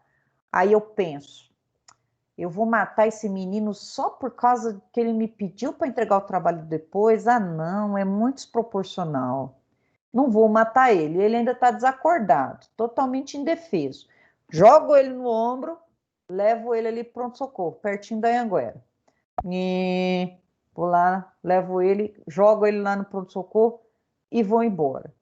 Essa é uma ação salvadora que eu tive. Olha como eu sou altruísta, pessoal. Vocês acharam que eu sou uma heroína nesse caso? Tenho que esperar para ver se vão operar o Jean e se ele vai sobreviver. Se ele sobreviveu, eu tive uma ação salvadora. Nesse caso, só respondo pelos atos praticados. Qual foi meu ato praticado? Lesão corporal. Ficou um mês sem trabalhar. Lesão corporal de natureza grave. Cortei fora um olho dele. Lesão corporal de natureza grave. Cortei os 2 braços dele. Lesão corporal de natureza gravíssima. Furei os 2 olhos dele. Lesão corporal de natureza gravíssima. Quando forem órgãos duplos, eu preciso acabar com os 2. Desculpa, Jean, mas é o que tem para hoje. Então, diferença entre desistência voluntária e arrependimento eficaz. No arrependimento eficaz, vai ter uma ação salvadora por parte do sujeito. Olha só, a OAB pergunta. Então, a OAB ela vai trazer para a gente, ou qualquer tipo de concurso, ou na nossa vida prática, uma situação em que um crime não se consumou. Então, não pensem que pode ser uma tentativa. Vejam, tentativa é só quando o ato é alheio à vontade. Pode ser uma ação externa, pode ser qualquer coisa que aconteceu que estava fora dos planos do autor, né? Qualquer coisa fora dos planos, aí eu tenho uma tentativa. Eu tentei e não consegui, né? Pelo menos ele tentou alguma coisa fora dos planos. A polícia chegou. E por fim, para a gente finalizar essa primeira parte de resultado, e aí eu deixo vocês perguntarem, o que é arrependimento posterior? O arrependimento posterior é um pouquinho diferente, tá? Mas também vai trazer um benefício. Olha só, artigo 16. Nos crimes cometidos sem violência ou grave ameaça à pessoa. Então, já tem o primeiro requisito. Não pode ter violência. Então, esqueçam esse exemplo aí de querer cortar o pescoço dos aluninhos. Reparado o dano ou restituída a coisa, até o recebimento da denúncia ou da queixa, por ato voluntário do agente, a pena será reduzida de 1 a 2/3. Aqui eu estou falando em crimes patrimoniais em que a pessoa se arrepende. Primeiro, eu tenho que dar só uma introduçãozinha para vocês de processo penal. Por quê? Porque tem um requisito aqui que é o requisito temporal. Esse arrependimento da pessoa não vai ser na consumação, o crime foi consumado, ou seja, todos os elementos do crime foram realizados, porém, depois da consumação ele se arrependeu. E até quando ele pode se arrepender? Até quando o coração dele vai doer com esse crime? Até o recebimento da denúncia ou da queixa. O que significa isso? Vamos pensar que eu sentei do lado da Verônica na aula e levei embora o celular dela. Levei. Até agora ela não sabe que fui eu. Mas a Verônica foi lá na delegacia de polícia, fez um boletim de ocorrência. Aí a polícia pede as câmeras do circuito interno da Anhanguera. Pega e vê eu lá, camisa branca e preta, né? Sem estrela, com um relógio velho, despertador velho aqui, pegando o celular da Verônica. Aí, eis que a polícia vê, já me chama lá na delegacia e eu confesso o crime. Fala, não, fui eu peguei o celular da Verônica. Beleza. Encerram o inquérito policial, mandam para o juiz. O juiz, então, manda para o Ministério Público e o Ministério Público vai redigir uma denúncia contra mim. Então, olha o tempo que passou, ela fez boletim de ocorrência, teve um inquérito policial, foi para o juiz mandou para o Ministério Público. O Ministério Público fez a petição inicial dele, que se chama denúncia, mandou para o juiz. O próximo ato vai ser o juiz analisar essa petição inicial e verificar se ela tem condição de iniciar o processo, ou seja, se o artigo 41 do CPP está de acordo com aquela petição. Ao contrário, se a petição está de acordo com o artigo 41 do CPP, que está falando quais são as condições da ação penal.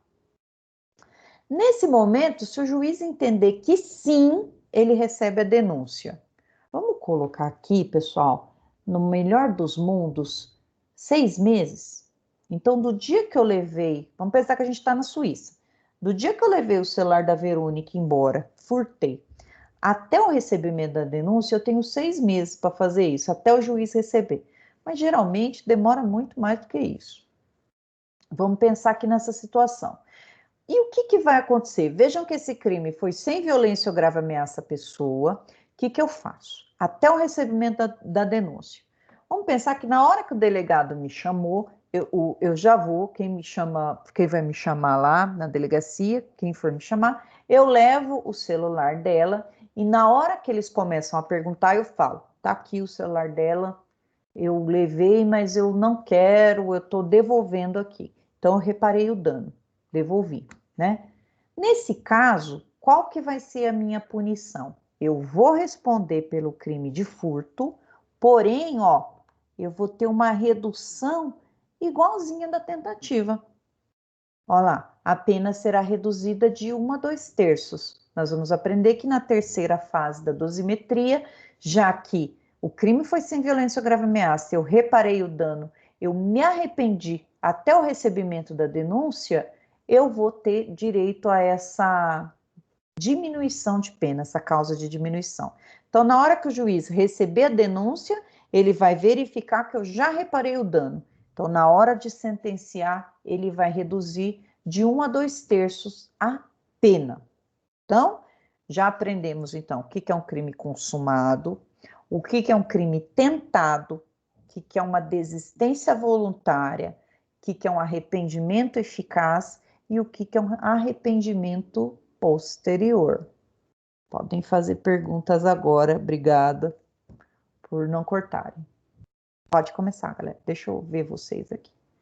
Quem que ia perguntar? Ou ninguém? Tem alguém aí? Boa noite, professora. Oi, boa noite. Se identifique que eu não consigo ver quem é você. Fernandes. Oi, tudo bem? Pode falar, pode perguntar. Eu tenho uma dúvida aqui quanto à tentativa, ao tentado. Pode falar. Ele só acontece se iniciada a execução, é isso? Por exemplo, alguém decide matar outra pessoa, planeja isso, sabe onde ele trabalha, está indo até essa pessoa para executar, e no meio do caminho passa uma viatura, a polícia, e aborda por desconfiada sei lá, um volume excessivo, não pela prática que ele está prestes a cometer, mas desconfiou ali de um volume excessivo, abordou, ele estava armado. Se a arma for legal, ele tiver o registro e posse da arma, porte, ele vai ser liberado, mas dali para frente ele fala, olha, tem a polícia aqui próximo, eu não vou mais cometer hoje, vou embora. Então ele não vai responder por nada, é isso? E caso contrário, a arma seja ilegal, ele só vai responder pelo porte ilegal, porque ele não iniciou a ação ainda, é isso mesmo? Sim. Ótima pergunta. Como que eu consigo identificar essa chamada iniciada execução? Quando ele começa a prática do crime. Olha só, por exemplo, nesse exemplo que eu dei do Jean, eu andar com uma chave de roda no meu carro é crime? Não, porque a chave de roda é um item obrigatório, até se for pensar, né? Mas a minha intenção está dentro da minha cabeça. Eu não externalizei ainda. Diferente do fato dele andar com uma arma que não é legalizada. Nesse caso, ele está cometendo um crime e esse crime já é consumado. O fato dele portar uma arma, né, ilegal, ele já está cometendo crime. Quando que a gente consegue falar de execução de crime, né? A hora que, vamos supor que a arma seja legal, a hora que ele passa a mão na arma para começar a cometer o crime. Dentro do tempo do crime, nós vamos ter a preparação. Primeiro nós vamos ter aqui a preparação, os atos preparatórios. Depois a gente fala que é iter criminis, caminho do crime. Primeiro é a cogitação, pensei em matar. Preparação, eu vou pegar os instrumentos para eu matar. Cogitação, e depois eu parto para a ação. No momento que eu partir para a ação criminosa, somente nesse momento a polícia chegando, que eu posso pegar em flagrante, por quê? Porque já iniciou a execução do crime. Aí eu impedi o resultado, é tentativa. Então, desse momento que a polícia aborda, mesmo ele estando na cabeça que ele vai matar, não consegue porque não iniciou a execução. Quando que inicia uma execução? Quando ele inicia o verbo núcleo do crime. Por exemplo, no furto, quando eu vou subtrair coisa alheia móvel. Então, eu estou olhando ali para a bolsa da menina, o celular está ali. Nessa hora, a polícia me abordar, eu simplesmente olho para o outro lado. Mas a hora que eu coloquei a mão no zíper da bolsa dela, eu já estou nos atos executórios. Então, é uma linha muito tênue para você chegar ali, principalmente porque tem crimes que acontecem num único ato, mas tem alguns crimes que se prolongam no tempo, né? Mas nesse caso aí nós vamos estar um pouquinho mais para frente. Mas sua pergunta, ela é bem pertinente, porque fala assim, poxa, eu queria prender a pessoa na hora que ela está saindo de casa para cometer o crime, antes de chegar perto da vítima, mas não tem como, porque tem que iniciar a execução, conforme a lei está dizendo. Você entendeu? Tá certinho o seu raciocínio. Para deixar isso, para que deixasse claro aqui, porque quando não acontece a consumação, é por circunstâncias alheias à vontade do agente, né? Então, às vezes pode pensar, olha, eu ia matar, não matei porque a polícia me parou antes. Então, mas aí não mas ele não iniciou a execução. Né? Então, a gente tem dois requisitos. Iniciada a execução, não se consuma por circunstância alheia à vontade. Então, vamos supor que eu quero matar uma pessoa, eu paro do lado dessa pessoa, nisso encosto uma viatura. Falo, o que você está fazendo aí? Nada.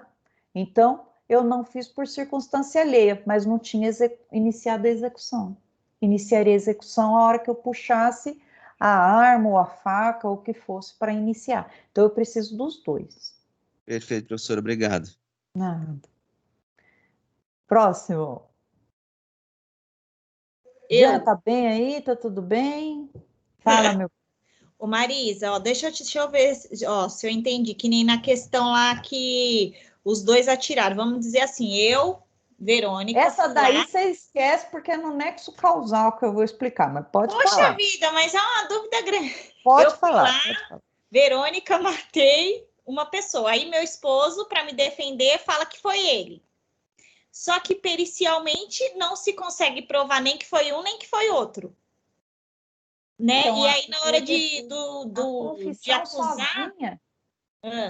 na hora da acusação lá, fala assim: ah, mas a Verônica foi quem matou. Aí o Renato, que é meu esposo, fala assim: não, fui eu que matei, não foi ela. E eu falo: não, fui eu. E aí fica aquela dúvida.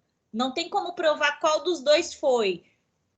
Fica onde isso, essa situação? Por exemplo, porque não tem, nem pericialmente não conseguiu provar. Então, mas não é só a perícia, a gente tem vários tipos de prova, né? A gente tem depoimento, testemunhas, perícia. Perícia é uma delas. Mas deixa eu trocar o exemplo aqui. Vamos supor que o nosso cliente chegou para matar uma pessoa dentro de casa e ele vai dar um tiro. O tiro pegou na perna, só que essa pessoa infartou e morreu na hora que tomou o tiro. Tomou um susto tão grande que ele morreu antes da bala. Nossa. E no laudo sai que ele morreu de infarto. Entendeu? Então, o que acontece? Qual que é o nexo causal? O que eu falei para vocês de nexo causal? Que a conduta tem que gerar um resultado. E que existe um liame subjetivo, ou seja, pensa num cano. De um lado está a conduta, do outro lado está o resultado. Esse cano é o que une a conduta ao resultado ou esse cano foi rompido? Se rompeu, já que não foi o tiro que matou, foi o infarto. Então a pessoa só responde pode responder ali, né, pelos atos praticados. Ele atirou numa zona não letal, atirou num lugar que a pessoa não morreria. O que matou foi o infarto. Então, aqui a defesa vai nadar de braçada, dizendo, não, aqui no máximo seria uma lesão corporal consumada, por aí vai. Mas calma que nós vamos chegar lá. Tem um exemplo também da OAB interessante, que, ó, a pessoa deu um tiro na pessoa, pegou no braço, era para pegar no peito, pegou no braço. E aí a pessoa tá bem, tá estabilizada dentro da ambulância, tá tudo bem. Aí a ambulância capota. Morre todo mundo. Morre médico, morre enfermeiro, motorista e a pessoa que tomou o tiro. E aí? Será que tem nexo causal entre a conduta e o resultado? Vou responder essa pergunta no dia da aula de nexo causal. Ai, Marisa. Tá? Vamos lá, quem mais? Alô? Ô, professor. Opa! Ô, Luísio, pode falar, meu bem. Tá quietinho aí? Voltando naquele exemplo que você falou do rapaz do taekwondo. Vamos Nossa supor senhora, lá atrás. vamos supor que não foi com ele. Ele presenciou o bandido com uma arma na mão, sei lá. Ele ia tentar matar uma mulher. E aí ele age ali no momento e acaba matando esse bandido. Aí, no caso, serve como legítima defesa também, mesmo ele não sendo a vítima?